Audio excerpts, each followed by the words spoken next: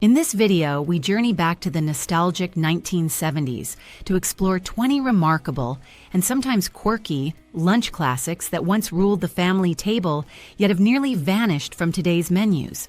Discover the ingredients and culinary tricks that made these recipes staples of the era and learn why they gradually stepped aside for more modern, refined flavors. Immerse yourself in the baby boomer era. Experience that vintage American charm and see how these lunch traditions helped shape the culture of home cooking during one of history's most vibrant decades. Number 1. Tuna Noodle Bake. This creamy dish packed canned tuna, soft egg noodles, and a condensed soup sauce that families topped with crushed crackers or potato chips for extra crunch. In the 1970s, resourceful home cooks learned to stretch pantry staples, often inspired by post-war habits and the growing popularity of brand-sponsored recipe brochures. Advertisements targeted baby boomers by highlighting how simple it was to assemble. Just open a can, stir, and bake. For lunch, leftover portions were reheated in foil-lined pans or microwaved when that technology became more accessible. Though many prefer lighter fare nowadays, older cookbooks still showcase this nostalgic casserole that once anchored suburban potlucks and after-school meals, reminding Gen Xers of an era shaped by cost-effective creativity. Number 2. Hawaiian Ham Rolls. Sweet and savory tastes influenced countless 1970s lunch choices, and these small buns filled with ham, pineapple chunks, and a glaze of brown sugar or Dijon mustard were often served at birthday parties, church gatherings, or Tupperware events.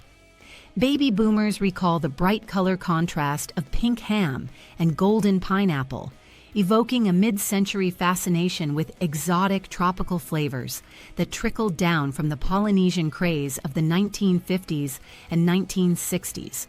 Vintage commercials frequently portrayed families enjoying these rolls at backyard barbecues with rock and roll music playing in the background. Their portability and low cost made them popular for school lunches or quick weekend snacks. Today, they remain a delightful memory of simpler times when canned fruit and deli meat epitomized convenience. Number 3. Chuck Wagon Stew Thermos Meal. As more children carried insulated lunch containers to class, frugal parents repurposed leftover beef stew into a hearty midday meal. Chunks of beef, carrots, potatoes, and onions simmered with Worcestershire sauce or bouillon cubes created a savory mix reminiscent of classic Western movies that baby boomers watched on TV. The name Chuck Wagon capitalized on old Hollywood nostalgia, conjuring images of cowboys cooking on the range. Kids who opened their thermos at lunchtime were greeted with steaming aromas in a cafeteria often dominated by peanut butter sandwiches. This stew's popularity faded as fast food culture expanded, yet it endures in family photo albums depicting the evolution of portable meals that once united budget-conscious mothers and hungry students across suburban America. Number 4. Pimento Cheese Squares. Soft white bread trimmed into neat squares and slathered with bright orange pimento cheese popped up at picnics and receptions throughout the 1970s. Originating in the southern states but steadily creeping into mainstream dining, these sandwiches offered a creamy, mildly tangy taste from shredded cheddar, mayonnaise, and diced pimentos. Vintage cooking shows praised pimento cheese for its spreadability and bright color, appealing to party hosts who wanted to impress guests without fuss. The spread's convenience hinged on new grocery store products that combined cheese and peppers in jars, reflecting America's post-war industrial optimism. Although artisanal spreads have reclaimed the spotlight, the nostalgic memory of pimento cheese squares stands as a testament to a decades-long love affair with processed cheese blends. Number 5. Bologna and cheese rollups. The 1970s advertisements regularly showcased bologna as a budget-friendly protein, and lunch menus often featured slices of bologna rolled around cheese, lettuce, or pickles. These finger foods appeared in children's lunchboxes, at casual gatherings, or even on platters for bridge club meetings. Gen Xers vividly recall the neon packaging of Bologna brands that celebrated synthetic color and consistent texture, reflecting a broader acceptance of processed meats as a modern culinary success. Couples hosting impromptu parties found them easy to assemble, while kids loved them for their playful shape. Though modern nutrition trends emphasize fresh, deli cuts, these roll-ups were once a staple of convenience that perfectly captured the era's faith in new food technologies. Number 6. Egg salad and olive sandwich. In many 1970s kitchens, families experimented with briny twists to break up mealtime monotony. Diced green olives, mayonnaise, mustard, and chopped hard-boiled eggs combined to create a tangy, creamy filling that older relatives adored. Cookbooks from that period often describe this sandwich as ideal for ladies' luncheons or garden parties, bridging mid-century culture and evolving tastes. The interplay of salty olives with soft eggs offered an element of novelty, while old commercials featuring Tupperware containers reinforced the convenience of packing such spreads. Despite the shift toward more globally influenced cuisine, this dish remains a curious reminder of how minor ingredient tweaks injected excitement into everyday lunches. Number 7. Hash brown, breakfast for lunch bake. By the 1970s, breakfast-inspired lunches gained traction, especially for office workers seeking comfort. Casseroles combining shredded potatoes, breakfast sausage or bacon, onions, bell peppers, and melted cheese were sliced into squares and packed in portable containers. The idea of eating breakfast later in the day felt modern yet homey, aligning with the decade's acceptance of casual and flexible dining habits. This bake likely appeared at potlucks, overshadowed by Jell-O molds and deviled eggs, but it held its own for those craving hearty fare.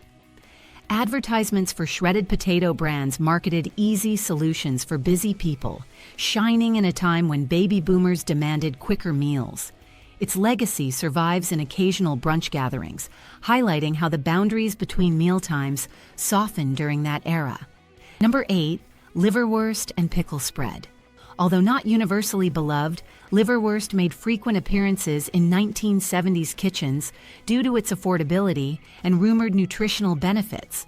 Spread onto bread with a layer of pickle relish or diced dill pickles, it delivered a sharp tang offset by the creamy texture of the sausage. This combination resonated with older generations who had memories stretching back to the 1930s, when frugality mattered more than broad flavor acceptance. Rock and roll teens of the time might have avoided it, but older baby boomers recall parents who insisted on using every part of the animal to reduce waste. Today, this spread is rarely found in mainstream lunch routines, yet it remains part of nostalgia-laced discussions about thrifty cooking habits that once shaped American households. Number 9. Chicken bog in a bun. Originating in the southeastern U.S., chicken bog is a rice-based dish combining chicken, sausage, onion, and spices. During the 1970s, some families placed leftover chicken bog into a bun, creating a savory, moisture-rich sandwich that introduced a low-country flair to suburban lunchboxes. The presence of sausage gave it a distinct depth, while the chicken and rice provided a comforting, starchy base. This mashup was rarely found in mass-market cookbooks, but region-specific recipes circulated through local clubs and community gatherings, symbolizing how regional culinary identities started blending with mainstream American tastes.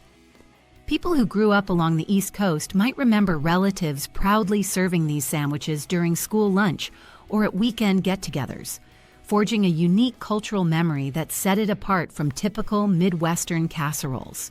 Number 10. Broccoli cheese soup dip.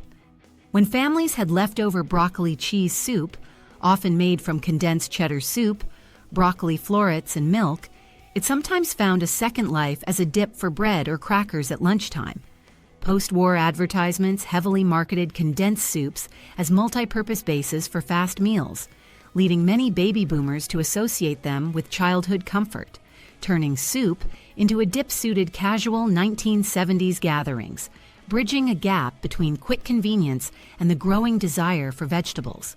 Schools occasionally offered versions of this in cafeterias, hoping to entice children to consume more greens. Over time, new soup flavors and advanced cooking methods overshadowed these old transformations, but older recipe cards still mention broccoli cheese dip as a thrifty approach that took minimal time to produce and even less time to devour. Number 11. Sweet and sour hot dogs. During the 1970s quest to reimagine everyday ingredients, small pieces of hot dogs simmered in a sweet and sour sauce, often combining ketchup, vinegar, brown sugar, and pineapple juice, created a sticky, tangy lunch. Families sometimes served these over rice, transforming inexpensive hot dogs into a budget-friendly twist reminiscent of Asian-inspired dishes. Brands ran commercials showcasing international flair in simple ways, aligning with the country's exposure to global cuisine through travel shows and magazine features. Baby boomers who grew up eating this dish recall how it brought variety to an otherwise standard menu. Although overshadowed by more authentic approaches in modern times, it remains a playful reminder of an era fascinated by sugary glazes and quick cooking shortcuts. Number 12. Tomato Aspic salad cups. In the 1970s, gelatin-based salads were still clinging to popularity, a holdover from decades earlier. Tomato aspic, a jiggly ring molded from tomato juice and unflavored gelatin, often included diced celery, onions, or olives. Served in cups or squares, it was sometimes topped with a dollop of mayonnaise for contrast. People might balk at it today, but older baby boomers remember how a chilled tomato-based gelatin side dish, though unusual, lent a colorful flair to lunch spreads.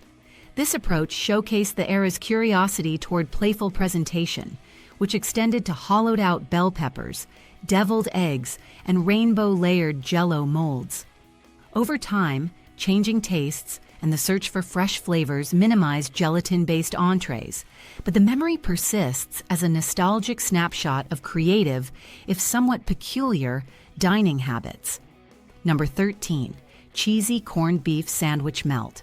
Canned corned beef combined with melted cheese on bread formed a straightforward 1970s lunch that satisfied protein needs.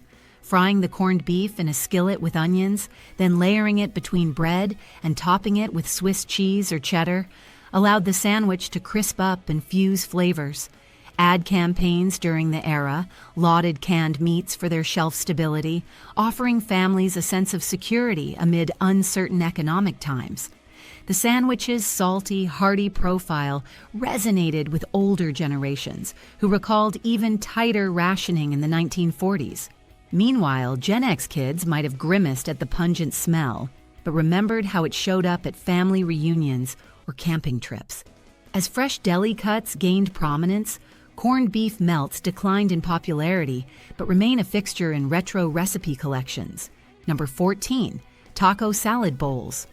Although Tex-Mex cuisine had long established roots, the 1970s saw an explosion in nationwide popularity, partly spurred by chain restaurants. Home cooks discovered a simpler version of the taco salad, using ground beef, iceberg lettuce, cheddar cheese, tomatoes, and bottled Catalina or Thousand Island dressing, often served in edible tortilla bowls baked in metal molds. This lunch felt festive and quickly became a potluck favorite. With baby boomers seeking variety, the Southwestern flair appealed to those who watched cooking segments that highlighted vibrant flavors from the southern border. Kids liked building their own bowls, layering toppings in creative ways. Over time, authentic Mexican and Tex-Mex eateries introduced bolder spices and fresh tortillas, overshadowing these early experiments. Nevertheless, the memory of that tangy dressing swirling amid crunchy lettuce remains tied to 1970s cafeteria lines and backyard gatherings. Number 15, peanut butter and marshmallow spread. Sweet lunch combinations soared to new heights when peanut butter met marshmallow crème on white bread. Though widely known since earlier decades, it reached peak popularity in certain 1970s households, especially among children who marveled at its airy, sugary texture. Parents, influenced by the booming consumer culture, stocked their pantries with easy-to-open jars rather than fresh produce. Retro commercials pushing the idea of kid-approved lunches fueled this sandwich's lasting impression. It occasionally appeared as a quick fix for after-school snacks, sometimes sprinkled with chocolate chips. As diets shifted toward more balanced meals, many families replaced it with less sugary options. Yet the very mention of peanut butter and marshmallow evokes nostalgic images of commercial jingles and bright grocery aisles that once symbolized convenience above all else. Number 16, cream of mushroom chicken bake. Before the internet age, recipe cards featuring condensed soup as a sauce dominated the home-cooked meal scene. This dish involved chicken breasts layered in a casserole dish with cream of mushroom soup, onion slices, and seasonings, then baked until tender. The next day, leftover portions became an instant lunch on top of noodles or bread. The stewy consistency traveled well in sealed containers, catering to the lunch needs of office workers and high school students with access to a microwave. Baby boomers recall how these condensed soup casseroles felt modern, aided by marketing that hailed them as shortcuts for busy parents. Over decades, fresher ingredients and rotating global influences push such bakes off center stage. Nonetheless, that combination of savory chicken and thick mushroom gravy still conjures strong memories of old commercials featuring bright kitchens and big hair. Number 17, Spam and bell pepper fry-up. Hormel's canned meat had captured American hearts in previous decades, and by the 1970s, it was still a star ingredient for quick lunches. Slicing Spam into strips, browning it with bell peppers and onions, then serving the mixture in a bun or over rice became a practical approach for many families. Children who grew up in that era recall mothers extolling the virtues of saving time and money with shelf-stable meats, as influenced by post-war rationing lessons. Retro advertisements showed Spam sizzling in cast-iron pans, tying into the country's push toward convenience.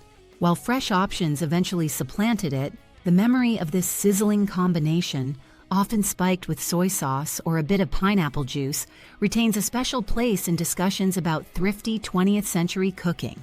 Number 18, curried egg and potato salad. Spices like curry powder gained traction in the 1970s thanks to greater exposure to global flavors, courtesy of travel shows and increasing multicultural awareness.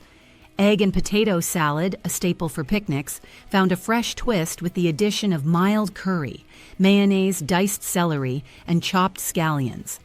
Cookbooks from that time described it as a zippy alternative to bland salads, appealing to adventurous palates craving something beyond standard American flavors. Wrapped in plastic containers for lunch, it offered robust taste and eye-catching color. The dish gradually yielded to lighter fare and more authentic international recipes. Nevertheless, its presence in battered, spiral-bound recipe pamphlets reminds older generations of how a simple spice jar introduced new possibilities to everyday meals. Number 19, green bean and bacon bundles.